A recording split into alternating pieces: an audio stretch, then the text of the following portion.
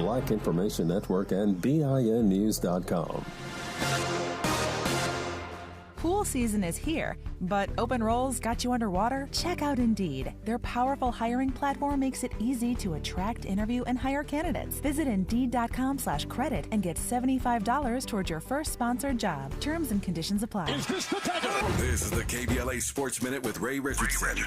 The 10-day layoff had no effect on the Denver Nuggets. In Game 1 of the NBA Finals, the Nuggets put on a very efficient performance against the Miami Heat. They win by 11. Another triple-double for Nikola Jokic, 27 points, 10 rebounds, and 14 assists. A bad shooting night for the Heat. Max Strus, Khalid Martin, and Duncan Robinson were combined 2 for 23. Jimmy Butler was only 6 of 14 and finished with 13 points. Game 2 is Sunday in Denver at 5 on ABC. NBA Commissioner Adam Silver said a decision has been made on disciplinary action for Memphis star Ja Morant. Silver said he will wait until after the finals to announce it. Morant is facing an extensive penalty next season after he was shown flashing a gun a second time in a social media video. No debates, no speculation, just the info you need. That's your KBLA Sports Minute. I'm Ray Richardson. More news, opinions, and conversation when we come forward on KBLA Talk 1580.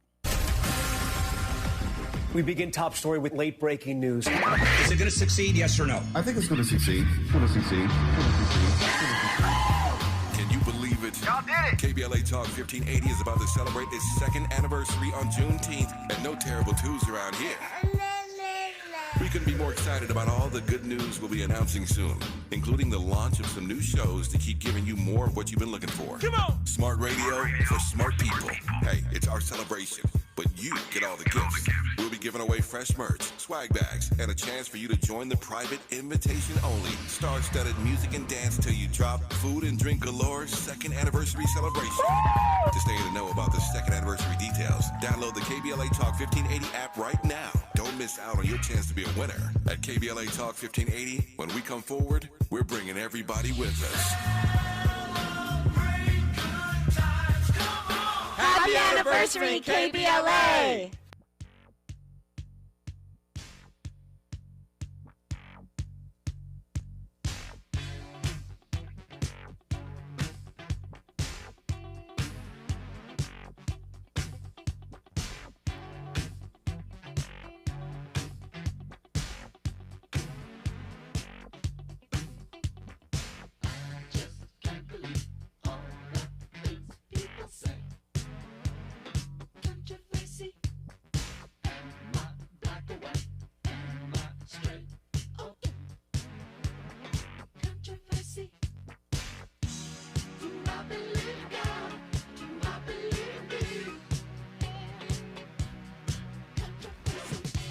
It's Gemini season, people.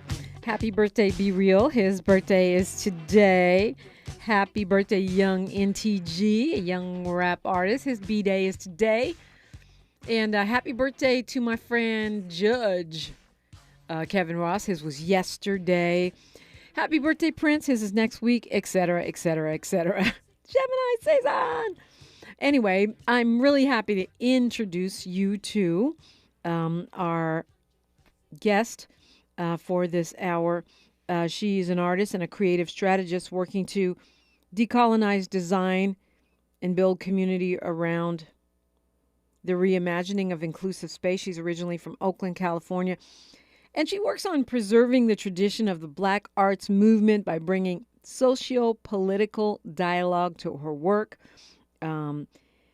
She was creative director of an organization called Sister Circle, Black Women in Tech, weaving in their passion for utilizing sense memory to transform environments that spark cross-cultural connection and foster continued conversation. She's a maker by nature. She's passionate about fabricating things, using all kinds of techniques to create pieces centered around the transformation of materials and environmental sustainability. She's produced events at companies like Airbnb, Instagram, Slack, Pinterest, Refinery 29, Square, and more. Isabel Cespedes, good morning. Good morning. Thank you for having me. Yeah, thanks for coming on. It's a weird time in tech, right? I know you've been affected by it, the whole dynamic of the pandemic where everybody sort of moved away and stopped working inside, and now we seem to be in this contraction backlash phase where workers are being laid off and they're being called upon to come back into the office. In fact, threatened to do so. How do you characterize where we are right now? I think we're in a huge transition phase within tech. We're seeing a giant overhaul, and in certain areas, I think we're seeing some really interesting advancements in terms of technology. I think that going to work from home actually had a really positive effect for certain individuals. It really decentralized this idea that tech needed to be purely located in California and could open up for a wide breadth of employees across the nation or globally. However, we are also seeing, with this looming recession that we're in, we're seeing a huge backlash within tech with these mass layoffs. So, we've lost about 100,000 jobs in tech since November, which is pretty staggering across the board when you think about how many people those are. And unfortunately, a large percentage of the people who are getting laid off are Black and brown folks and women and members of other marginalized communities, or folks who are in not in C-suite positions, but more entry-level positions. And it's really shifting the landscape of what tech looks like. So are these folks that were hired during all of the social justice upheaval of, the early 2020s and then they're being shed by these companies? Or are these people that have been there longer that are just impacted by that sort of last hired, first fired, AKA racism, well justified? Like, how do you see the fact that so many of the people of those 100,000 are Black people and BIPOC people? I think it's a little bit of both. We are seeing people who have been at companies for years. I've talked with folks that I work with that have been laid off recently, that have been at companies for over, 7, close to 10 years, were some of the first employees to join programs. We're also seeing first in, first out stuff happening. It's there was a huge hiring boom leading up to the pandemic, and yes, definitely influenced by kind of the uptick in the desirability to have Black folks for the optics in the DEI space, as catalyzed by, the unfortunate murder of George Floyd and the sort of mass popularity of the BLM movement, and companies really trying to appear less racist. And keyword appear. Appear, yes. Focus on the word on appear here. And yet it also appears that once the money started getting tight, there was, DEI programs, which were already running on a pretty shoestring budget, with not huge teams to begin with, are getting slashed or significantly cut. And it's really, it doesn't make a ton of sense if you're trying to look at for a patterning of like who gets cut and which teams get cut. I think each company has kind of their own justifications for it. But I also question, because there's still, these CEOs are still, their salaries aren't getting cut. And right, as usual. Are still investing into large new technologies. So we have this huge AI boom that's happening with tons of money getting dumped into that, but yet we're also having a ton of employees getting laid off. So it's a very tenuous and confusing time for tech, for sure. I think that a lot of Black and brown folks that have been historically in tech are feeling very disillusioned at this moment, for sure. It's giving a Writers Guild strike, threatened by AI, right? The high-level executives making more than ever in history, and yet they're crying, no money, and squeezing the actual creative folks and the folks on the ground, the sort of rank and file. Yeah, I think I would definitely agree with that statement. And, I mean, we talk about tech in terms of this place being a separate industry, but I think, when we think about it, technology is across all industries at this point. I mean, what really constitutes a tech company is a bank that does financial banking and has the majority of its stuff online. Is that a tech company now, or is that a financial firm? Like, it's a little bit of both, right? And I think across the board, we're seeing industries being threatened by AI coming in, while also seeing the advantages, or as we sort of drive headfirst towards this idea around optimum efficiency. But optimum efficiency sometimes means, losing actual brains, human people doing work. So, it's a very interesting time. I'm really curious to see where things go. And someone who's spent probably, close to the last 10 years kind of working around the tech space and doing work heavily within the DEI space, I'm really at a loss of kind of what to do next. I think that we need really different strategies. So I think there's a lot of... to put it mildly.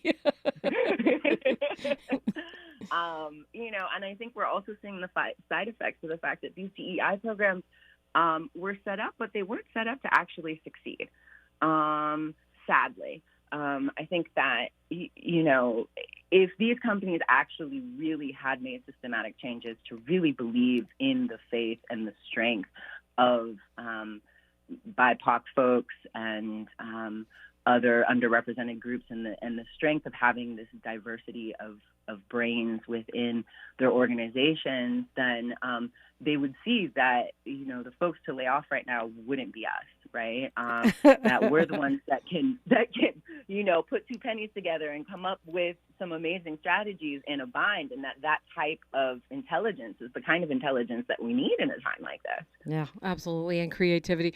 Talking with Isabel Cespedes, and you're welcome into the conversation. We do have a lot to talk about, and you're listening to KBLA Talk 1580. The station you turn to when you've had it up to gear with cultural incompetence. KBLA Talk 1580. The party of the summer is back. The Hollywood Bowl Jazz Festival returns on June 17th and 18th. With an incredible lineup curated by Kamasi Washington and Herbie Hancock. See Kamasi himself, Belle Biv DeVoe, West Coast Get Down with Raphael Sadiq and Leon Bridges, St. Paul and the Broken Bones, Samara Joy, Diggable Planets, Poncho Sanchez, Aziza, The Soul Rebels with Big Frida, and many more. Hosted by Arsenio Hall. Get your tickets now at HollywoodBowl.com. Hollywood Bowl, forever summer. Have you faced discrimination in Los Angeles? The City of LA Civil Rights Department can help. They investigate private sector discrimination in LA City in commerce, education, employment, and housing. If you're facing discrimination, submit a complaint online for free at laisforeveryone.com. That's laisforeveryone.com, or call 213-978-1845. If your Medi-Cal is ending, Cover California is here to help. Cover California is a service from the state that helps you get affordable health insurance. In many cases, at no cost to you, just like with Medi-Cal. We have quality health plans, and we'll help you every step of the way to get the one that works for you and your family. So, if you're no longer eligible for Medi-Cal, check out Cover California. We'll keep you covered. Learn more at coveredca.com. King C. Gillette is the modern man's answer to their facial hair. Complete your beard and grooming toolkit with a set of King C. Gillette personal care products perfect for your beard style. Their beard and face wash gently cleanses to leave your skin and hair feeling soft and smooth. It's also infused with coconut water, argan oil, and avocado oil, topped off with the King C. Gillette signature scent. Master your style with King C. Gillette. If you're like me, the perfect way to bring that summer feeling inside is to freshen up around the house. And Kohl's makes it so easy. I got 60% off some new decor from Sonoma Goods for Life. Found nice bath towels for under $4 each. And saved on a Shark vacuum. So if you want every room to feel like summer, you know where to go. Select styles. Offers end June 4th. See store or Kohls.com for details. Thanks for waking up with Dominique DePrima on KBLA Talk 1580. Do appreciate you talking with Isa Cespedes. I just, a lot going on around here. It's a packed time of year. I guess Juneteenth is about to be the busiest, just as busy as Black History Month in a minute. Talking with Isabel Cespedes. She's an artist, a creative strategist, and it's interesting because I'm digressing a little bit here, but I'm doing it for a reason. Mm-hmm. We have had this big ongoing conversation on KBLA about how one guy wrote a letter basically saying he's never going to listen to me again and complaining to Tavis Smiley, who owns the station, hoping that he would fire me or whatever. One of the reasons because I say BIPOC and things like, underrepresented, under-resourced. And he wants me to stop saying all of that and just say black, only black, not people of color. No one else is looking out for us, doesn't believe in coalition. And of course, I'm a big coalition person and also solidarity, unity person. But I think I still center blackness. That said, part of the response to that is we have to know our nationality, ethnicity, culture, right? And someone else threw in identity, all of that. So I'm sure that Adrian, if he's still listening, even though he said he would never listen again, but I find that a lot of people that hate me, they listen. They can't help themselves. They listen for years just to be mad. I hope I'm not making your blood pressure go up. But they hear Isabel Cespedes. Oh, why is she having that Latino woman on? Or other people are going, yay, she's having a Latino woman on, which in fact you are, but you're also black. But I'm also very black. I'm very black with a capital B. And definitely enter into the space very much so from that perspective, for sure. I mean, I only bring it up because, number one, it's an ongoing debate, but I think that debate is also us getting our minds around really unpacking the whole idea of race, which is a social construct created by white supremacy, and how do we navigate it? How do we self-define? How do we take our place on the whole planet, the whole globe, and the giant history of mankind and womankind as black people? And how do we not be the culturally imperialistic, black Americans who think we're the arbiters of who gets to be black and who doesn't? Yeah, I completely agree with you. I mean, I think that, the first thing that comes to mind is the fact that blackness is not a monolith. We're all very different from each other. And I think especially if you're thinking upon a global context, there are black people all over the world. And, it's beautiful that we're united in our blackness, but that doesn't necessarily mean that we all believe in the same things or think the same things. And, I personally, I'm one of the opinion that we don't necessarily have to all have the same ethos to be in solidarity with each other and to use our collective strength to push up against the systems of white supremacy and heteropatriarchy that have been determined to keep us subjugated in one form or another for hundreds of years. I mean, it's exhausting, and I think that oftentimes when we misunderstand the concept of identity politics, it ends up working against us as opposed to in our favor. I think, people really conflate that the concept of being in solidarity amongst identity lines as that means I can't hook up with this other group. That means that if, we have some,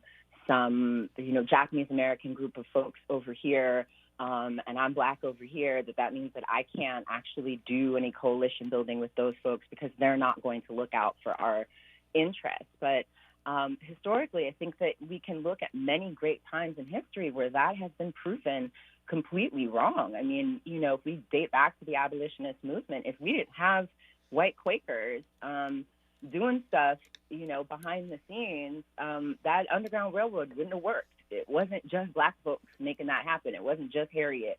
So I think it's really important for us, particularly at this time when, the other dominant structures are very clear on, that they can coalition build across their little red hats and do the thing. So I think it's really crucial for us right now to push beyond this isolationist idea that I really think is actually just being, playing right into their hands. It's very disheartening.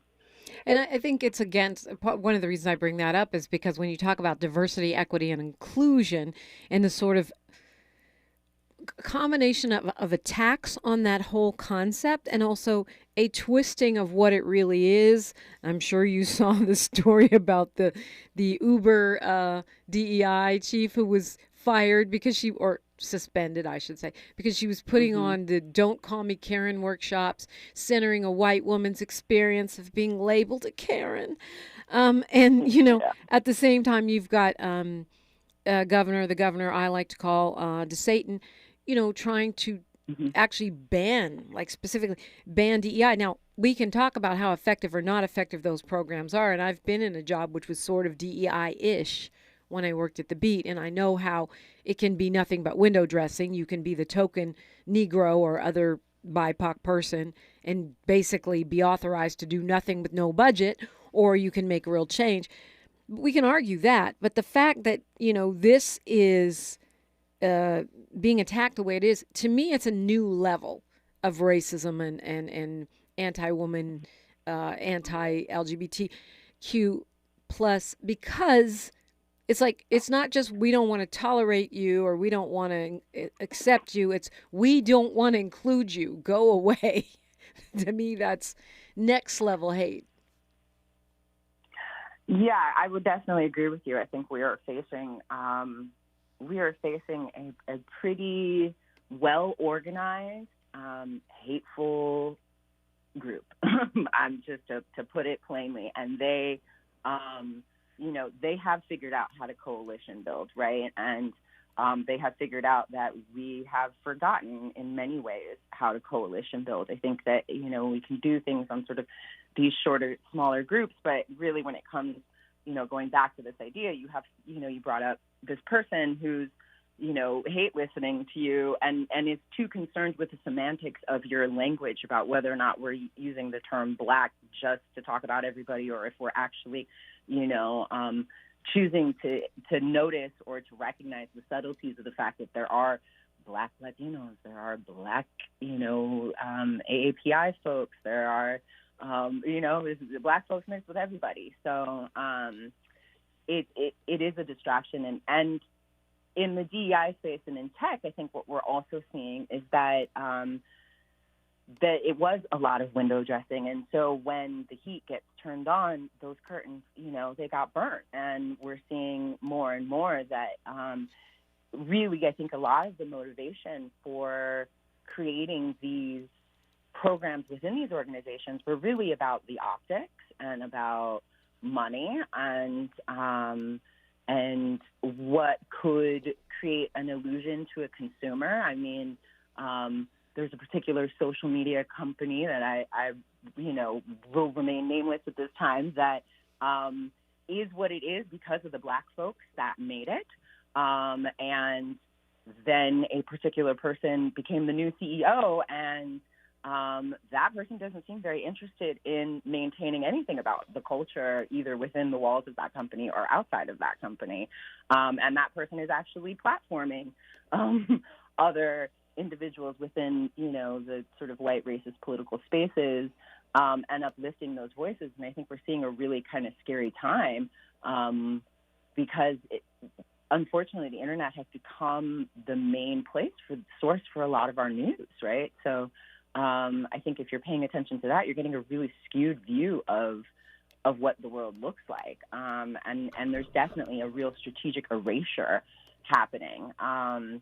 And in terms of DeSantis, I mean, I find it very interesting that he's simultaneously trying to get rid of DEI programs, but then also requiring that Asian American history be taught in schools, which to me is just another evidence of their divisive nature. The fact is, like, let's uplift this one group of marginalized individuals and say they're important, while simultaneously deciding that Black people, let's just erase all of the history of Black people. Let's erase the fact that Black people helped build this country. Let's erase the history that, LGBTQIA folks have been at the forefront of movements and have, always been here.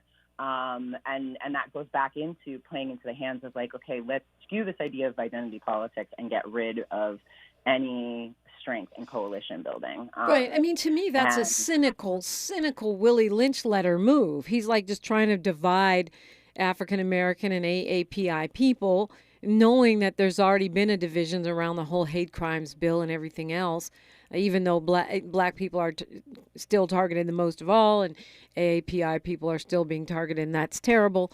It seems really cynical to me. It doesn't seem at all coincidental.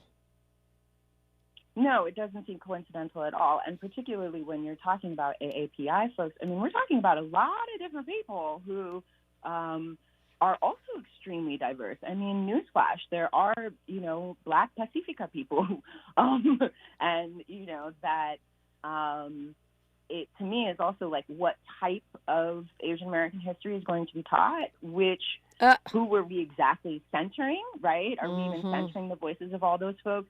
And when you teach that AAPI history, you're going to talk about individuals like Yuri Kujiyama, who was instrumental in building coalition stuff with the Black Power movement. Are you going to talk about the history of coalition building between Filipino farm workers and Cesar Chavez? Like, those are parts of that history. Is that going to be the part that's omitted?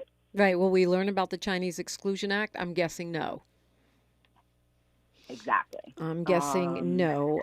Yeah, I mean, it is kind of staggering just in the fact that, like you said, tech has become the space for a lot of where, people get their news and information. There's so much disinformation. And it's confusing now that, let's take Twitter, for example, where, the whole blue check mark confusion, bait and switch, whatever that was, now is going over to Instagram, where you can pay to have the blue check mark. Now I'm totally confused. Like, how will I even, to me, I'm to the point where what does a blue check mark mean then if I can rent one, or I'm not sure. I feel confused by that. I mean, I think it is very confusing, and it's designed to be confusing, and it's emblematic of that it's about pushing towards the whim of where it's going to, make most money, not necessarily what's going to make most sense. And I think it is creating a lot of confusion. And I struggle to think that these companies aren't aware that this is creating confusion. I think that that's part of the point. What I'm interested to see is what folks. I mean, I think we have a lot of really smart Black folks out there, and smart Black folks who have access to funding to, start creating new platforms or creating new spaces for us, because we've become way too reliant on platforms like Instagram and Twitter. Instagram is owned by Facebook. It's the same thing. So to me, you say Instagram, you mean Meta, and it's right. Meta and Facebook, same place. And it's really Meta, Facebook, and WhatsApp. Which also is WhatsApp, right? Yeah. Hold that thought. We have news, traffic, and sports right here, but it sounds like some stuff we need to really take an unvarnished look at. It's KBLA Talk 1580. More of First Things First with Dominique DePrima when we come forward. Good morning, I'm Mike Moore. Here's the latest from the Black Information Network. This year's U.S. Air Force Academy graduating class is celebrating diversity. President Biden delivered yesterday's commencement speech highlighting the importance. One of the most diverse classes in the history of this academy, or any academy to graduate. That's why we're strong. Out of over 900 graduates in the class of 2023, 270 are women and 285 are people of color. 3 people remain unaccounted for following the partial collapse of an apartment building in Iowa. City police and fire are seeking information about the whereabouts of 3 men who may have been at home at the time of last weekend's collapse, and their apartments were located right in the collapse zone. No deaths have been confirmed. And that's the latest. I'm Mike Moore from your 24/7 news source, the Black Information Network and BINnews.com. Pool Pool season is here, but open roles got you underwater? Check out Indeed. Their powerful hiring platform makes it easy to attract, interview, and hire candidates. Visit Indeed.com/credit and get $75 towards your first sponsored job. Terms and conditions apply. This is the KBLA Sports Minute with Ray Richardson. The 10-day layoff had no effect on the Denver Nuggets. In Game 1 of the NBA Finals, the Nuggets put on a very efficient performance against the Miami Heat. They win by 11. Another triple-double for Nikola Jokic, 27 points, 10 rebounds, and 14 assists. A bad shooting night for the Heat. Max Strus, Khalid Martin, and Duncan Robinson were combined 2 for 23. Jimmy Butler was only 6 of 14 and finished with 13 points. Game 2 is Sunday in Denver at 5 on ABC. NBA Commissioner Adam Silver said a decision has been made on disciplinary action for Memphis star Ja Morant. Silver said he will wait until after the finals to announce it. Morant is facing an extensive penalty next season after he was shown flashing a gun a second time in a social media video. No debates, no speculation, just the info you need. That's your KBLA Sports Minute. I'm Ray Richardson. More news, opinions, and conversation when we come forward on KBLA Talk 1580. Everybody in the house make some noise!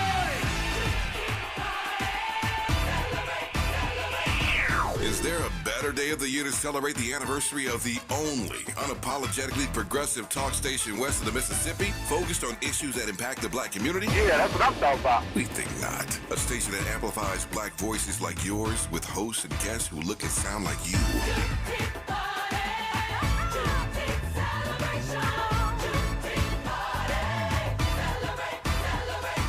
Celebrating our second anniversary on Juneteenth. We're KBLA Talk 1580.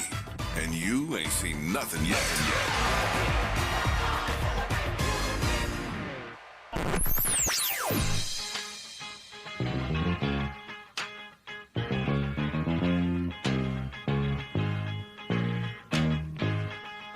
This is KBLA Talk 1580. Talk radio. That's music to your ears.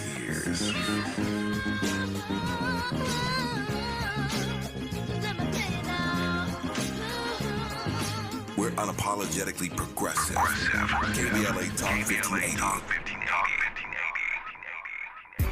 JP Morgan Chase is building on the investments in California and around the country to help close the racial wealth gap and build a more equitable future. As part of JP Morgan Chase commitment, they are taking action to help improve financial wealth and access to banking in the Black community, helping more people open low-cost checking and savings accounts, hosting community seminars with supporting Black-led institutions by building awareness about financial investments, hiring community managers, and opening community center branches like Crenshaw, Inglewood, and downtown LA. Visit today, jpmorganchase.com/racial equity. Again, jpmorganchase.com/racial equity. Get the tools to help reach your financial goals. Visit today, jpmorganchase.com/racial equity. Again, jpmorganchase.com/racial equity. Your health is important, so keep yourself and your family covered with Medi-Cal. Medi-Cal renewals will be happening soon, so if you have Medi-Cal, make sure you don't miss any important renewal information. If you've moved in the last 3 years, check and update your mailing address, email address, and phone number. Learn more at keepmedicalcoverage.org. That's keepmedicalcoverage.org. Paid for by the California Department of Healthcare Services.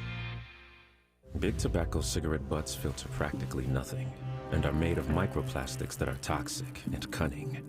More than 15,000 fibers lurk in every cigarette butt you see.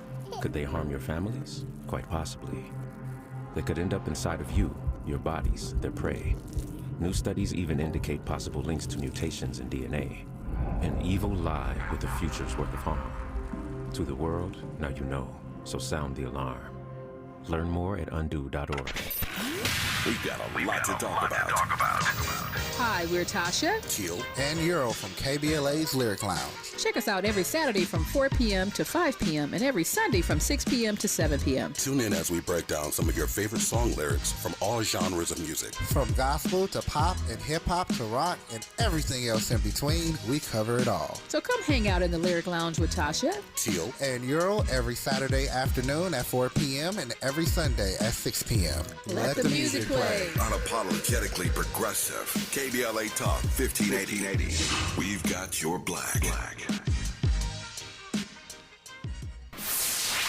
We're not for everybody, but we're for everybody. You're listening to KBLA Talk 1580. And by everybody, we mean you. I'm talking with Isabel, Cespedes. They're talking about you a little bit in the chat in a good way, so that's good because we're streaming on YouTube, by the way.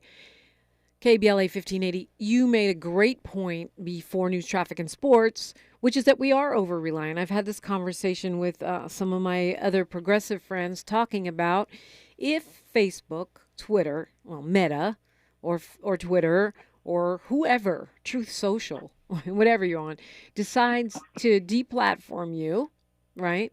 Not only can you not speak to the people that usually are used to following you there, you actually lose contact with them. You don't have all of their emails. You only have their Twitter handles. And so that means that any business model based on those platforms is really not even owned by us in a way, right? Oh, yeah, 100%. I mean, I think that a lot of folks don't even look into, the fine print about the intellectual property of what happens to their things once it gets posted online. I mean, we're seeing that with a lot of artists who have had their stuff essentially ripped off by these AI programs. I mean, we saw that whole fad on Instagram a while ago where everyone was having their faces, digitally redone or drawn. And, all of that information was taken, to create those programs and to kind of fill the brains of those computers. All of that was taken from real life artists whose work had been put on these platforms or, floating through the internet without copyright or trademark, right? And so it became free information. And I think that that's really dangerous for us in the long run.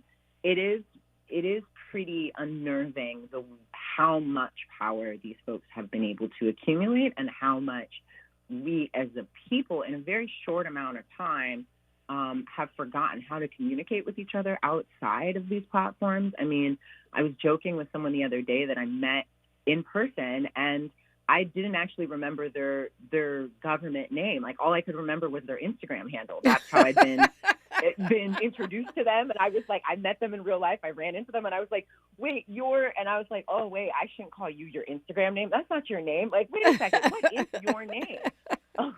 That's like when my mama told me friends know where their friends live. But so you were talking about creating our own platforms is an ideal way. That seems a ways off.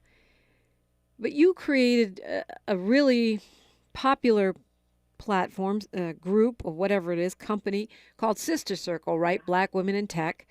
And yet now you are choosing to, or have been choosing to step back from tech. I was really sad when I heard that Sherelle from The Plug was pulling the plug on the plug.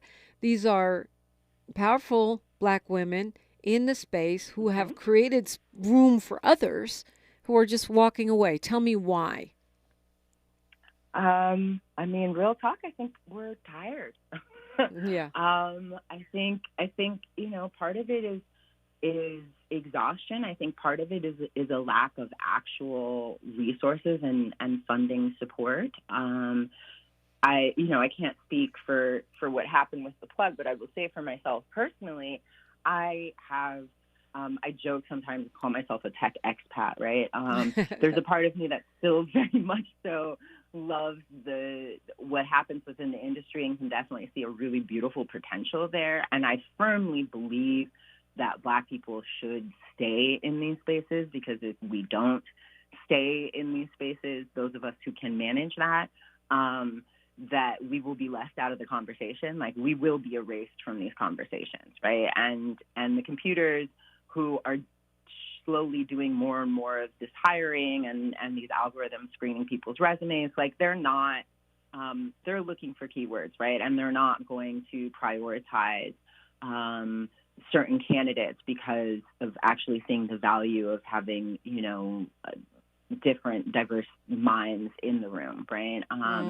And I personally became very disillusioned with the lip service of a lot of these companies. You know, you spoke about Sister Circle. We started in 2017, and at that time, there was a lot of energy in tech to really, it felt like there was this curiosity about having an upheaval and really starting to mine these corporate structures and sort of look at how we treat each other both at work and in the world, right?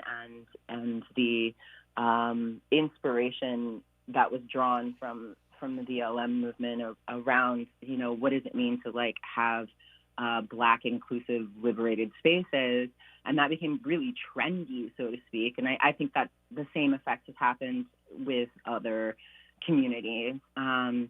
And when the pandemic hit and things became even more polarized, but everybody left the office and went into their little isolated homes, those people who weren't actually interested in structural change, they no longer had to be face-to-face with their Black employees anymore, or with the women that worked there, or with the queers that worked there. And they, in that isolation, I think, you know, hanging out in Tahoe, trying to ride out the pandemic, I think they realized that they were like, oh, I can still make money even if I don't listen to these people. And since I'm not seeing these people every day, then I don't have to be accountable to them in the same way.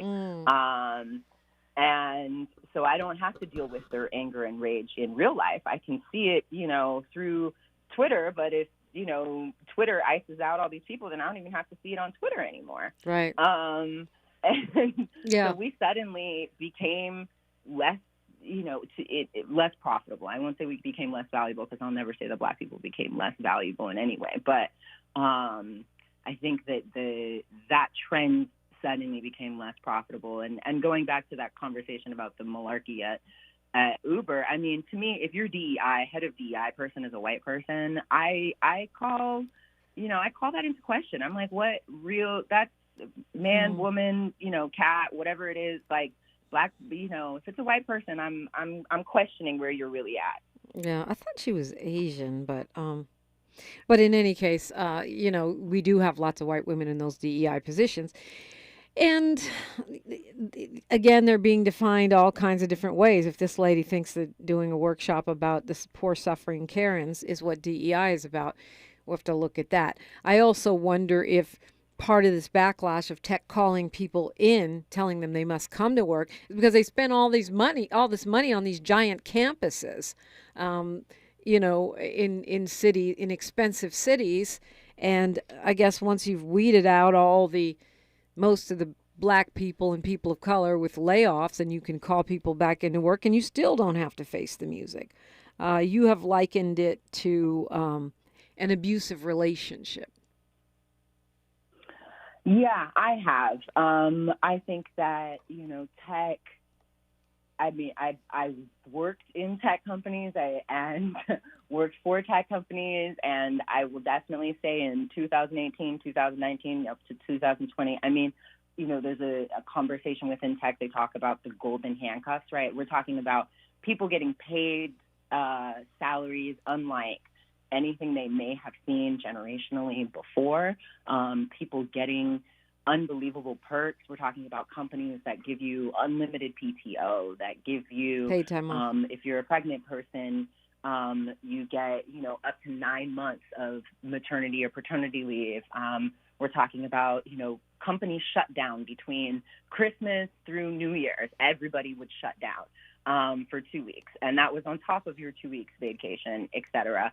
And for a lot of folks, particularly Black folks, like, all of that is very alluring and very exciting. And what I've noticed now is a lot of folks with that disillusionment, people really talk about working at these companies as though they belong to them. They're like, we are doing these initiatives and we're making this happen. And, especially at Twitter, I mean, it's really sad that the company culture, if you talk to a Black person who worked at Twitter under the reign of Jack Dorsey and what their perspective of how Twitter cared about the culture, so to speak, versus what that experience would be like for a Black person now working under Elon, I think it's it's like night and day. And people didn't join Twitter to go work for Elon. People joined Twitter to work for Jack because they thought that they were going to have this beautiful, swishy, experience. And he hangs out with Beyonce and gets it with Black folks, and he's down. And in reality, the company sold, and all of a sudden you're at a new place, and Elon Musk is hanging out with Kanye. Or I should say. Continuing the conversation when we come forward. Isa Cespedes on KBLA. Woo, Talk 1580. She's reclaiming her time on KBLA Talk 1580. More First Things First with Dominique DePrima when we come forward. Follow the leader. KBLA Talk 1580. Follow the leader.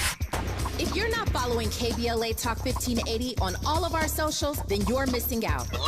Download our app and find us on Facebook, Twitter, Instagram, YouTube, and on the web at KBLA 1580. That's right. Again, you can find all of our socials at KBLA 1580. We've got a lot to talk about. By the way, if you miss any of our weekday shows in real time, you can always catch up by checking out the podcast of your favorite shows at your leisure. At KBLA Talk 1580, we've got your black. Got your black. Follow the leader. Oh my God. Follow the leader. Follow the leader. Follow the leader. Follow the leader. Follow the leader.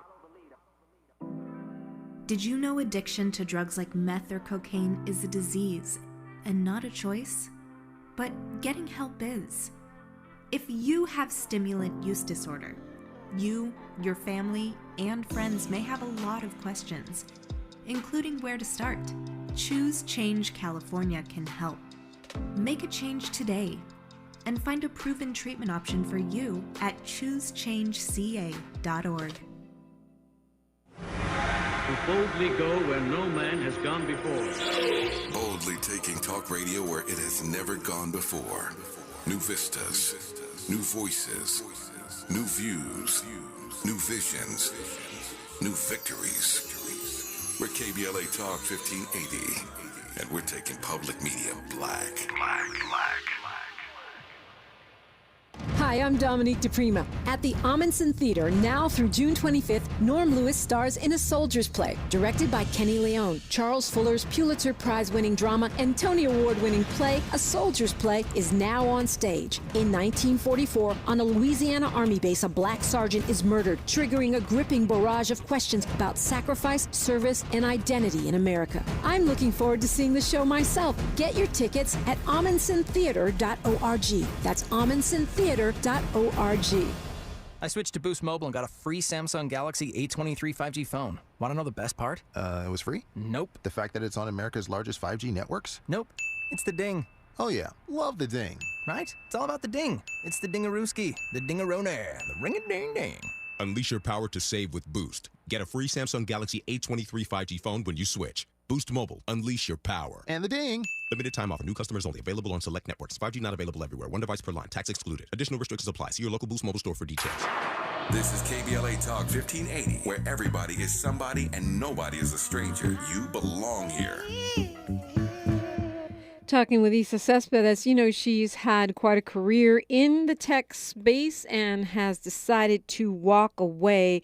And one of the things you mentioned when we were talking before the show was this idea, representation matters, but it just ain't enough. Yeah.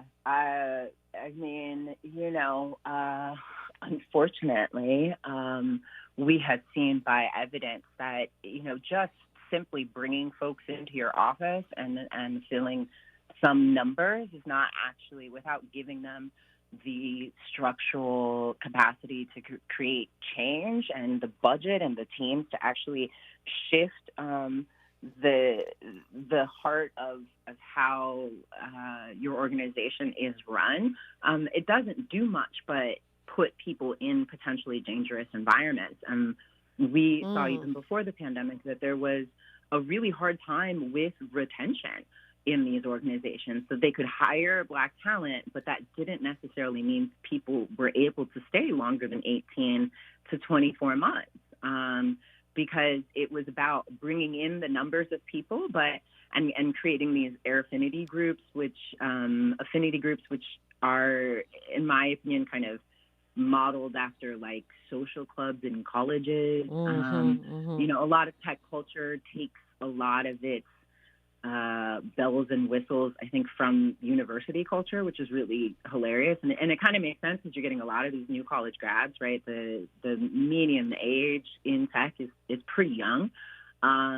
And so it's kind of emblematic of what it feels like to be in college. And they create these clubs and they say, okay, you're the Black group at this thing, and we're going to send you to this Black conference, and you guys get to be around Black people, but none of the people in our C-suite are Black, or the one C-suite person we have who's Black happens to be the head of DEI, and that's it. We're not actually paying Black people more. We're not doing more to have trainings that really sort of sort of pull apart the nuances of racist attitudes and create more inclusive spaces. You know, yes, you can include me in a room by inviting me to the dinner table, but if you don't have food that I want to eat, are you really inviting me to a spot, or did you just like let me in the room? Right? Inviting a vegan to a steakhouse, pretty much. So when we come forward, look, I know you've worked, you've produced events for Airbnb, for Instagram, Pinterest, Slack. I know you've worked for tech companies, as you say, and with tech companies, and founded your own very popular organization on the space, but you walked away. I want to find out what's next.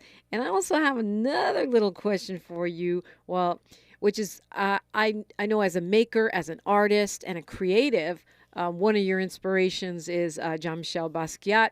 People are commenting on the crown hat that I have on in the chat, so I thought you might have some reflections on the artist when we come forward. That show's ongoing now if you happen to be in LA. It's KBLA Talk 1580. Say the quiet part out loud. KBLA Talk 1580. Hey, Dad, how do airplanes fly? What's in this box? Is this tree good for climbing? How are babies made? What does this thing do? Kids are curious about everything, including guns. Talking to them about gun safety in your home is a good first step, but you can do more. Always keep your guns locked, unloaded, and stored separately from ammunition. Safe gun storage saves lives. Learn how to make your home safer at endfamilyfire.org. That's endfamilyfire.org. Brought to you by End Family Fire, Brady, and the Ad Council. The possibility of lung cancer can be pretty scary, especially if you're one of approximately 8 million current or former smokers at high risk. That's why SaveByTheScan.org wants you to know that now there's a breakthrough low-dose CT scan that can detect lung cancer early, and it only takes 60 seconds. You stop smoking, now start screening. For an easy quiz to see if you're eligible, visit SaveByTheScan.org. It could save your life. SaveByTheScan.org is brought to you by the American Lung Association's Lung Force Initiative and the Ad Council. We've got a lot to talk about. Hi, I'm Tavis Smiley, inviting you to join me weekdays from 9 a.m. to 12 noon for conversations that matter. Every day I talk to influencers, content creators, trendsetters, change makers, and world beaters who are doing their part to make America a nation that will one day be as good as it's promised. So be sure to join me, Tavis Smiley, weekdays 9 a.m. to 12 noon as we curate smart conversations for smart people just like you. Unapologetically progressive. KBLA Talk 1580. We've got your black. I have diabetes. I'm at risk for pneumococcal pneumonia. I have asthma. I'm at risk too. If you're 19 or older with chronic conditions like asthma, diabetes, COPD, or heart disease, or are 65 or older, you are at increased risk for pneumococcal pneumonia. Ask your doctor or pharmacist about Prevnar 20, pneumococcal 20-valent conjugate vaccine, a vaccine that can help protect you against pneumococcal pneumonia in just one dose. Even if you've already been vaccinated with other pneumonia vaccines, Prevnar 20 may help provide added protection. Prevnar 20 is approved for adults to help prevent infections from 20 strains of the bacteria that cause pneumococcal pneumonia. Continued approval may depend on a supportive study. Don't get Prevnar 20 if you've had a severe allergic reaction to the vaccine or its ingredients. Adults with weakened immune systems may have a lower response to the vaccine. Side effects include pain and swelling at the injection site, fatigue, headache, muscle, and joint pain. For full prescribing information, please call 1-855-213-2138 or visit Prevnar20.com. The conversation continues right now with Dominique DePrima on First Things First. Yep. Before I forget, I wanted to give a shout out to my girl Edwanda White and Ray Grady. He's got the Ray Grady Presents Speakeasy Comedy Show. It is this weekend. Maybe I'll do a birthday hangout there. It's in Inglewood at 154 North La Brea. You can go on Grady's Grady Comedy on IG and get the info. He is a friend of this show, and as is Edwanda White. Hey, talking with Isa Cespedes, I asked you about the Basquiat show and how your thoughts are on that. I know you went to it, and also where you're going from here. Maybe they're related. I don't know. What's post-tech Isa Cespedes? I mean, I see most things as related. So I chuckle at that one for sure. Well, I think, starting with the Basquiat show, I did go. It was extremely moving. Full transparency, I cried actually at one point in time. Jean-Michel Basquiat is definitely one of my favorite Black contemporary painters of that era. And I find his work incredibly fascinating and extremely political. And his work is particularly charged because I think that he was talking about these topics in terms of Blackness and the commodification of our culture, fame, money, how that all kind of intertwines with each other. I mean, going back to the conversation about Instagram and Twitter, I think, the blue check mark, we became reliant on it because there's a certain part of us that also likes feeling sort of uplifted or, this proximity of famous, right? We have influencers now. We didn't have influencers 20 years ago, or the influencer influenced in a different way.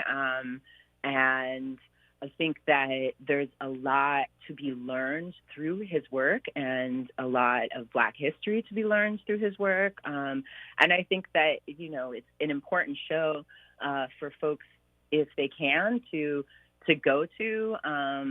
And not just for Black folks, I think. Okay. We've got a minute before the best of Tavis Smiley, and so where are you going from here, and how can we track it if you want us to track it? Where am I going from here? I'm continuing to do consulting with certain organizations that are interested in tapping my brain to have a pretty unapologetic read on their DEI programs. And I am taking some time for myself to kind of recapitulate what I'm doing and focusing less on of trying to convince white folks of my humanity, but actually more interested in how can I continue to help support Black folks in having the tools that they need to help foster collective liberation. Okay, real quick, how we track you if you want to be tracked? You can find me at Chabela Congri on Instagram, or you can actually hit us up on the internet at sistercirclebwit.com, and that's our website if you want to find out other information. Isa Cespedes, thank you so much for finishing up this Friday with me. Appreciate you. The best of Tavis Smiley is next. Until Monday, one love. KBLA 1580 Santa Monica. Good morning, I'm Mike Moore. Here's the latest from the Black Information Network. This year's U.S. Air Force Academy graduating class is celebrating diversity. President Biden delivered yesterday's commencement speech highlighting the importance. One of the most diverse classes in the history of this academy, or any academy to graduate. That's why we're strong. Out of over 900 graduates in the class of 2023, 270 are women and 285 are people of color. 3 people remain unaccounted for following the partial collapse of an apartment building in Iowa. City police and fire are seeking information about the whereabouts of 3 men who may have been at home at the time of last weekend's collapse, and their apartments were located right in the collapse zone. No deaths have been confirmed. And that's the latest. I'm Mike Moore from your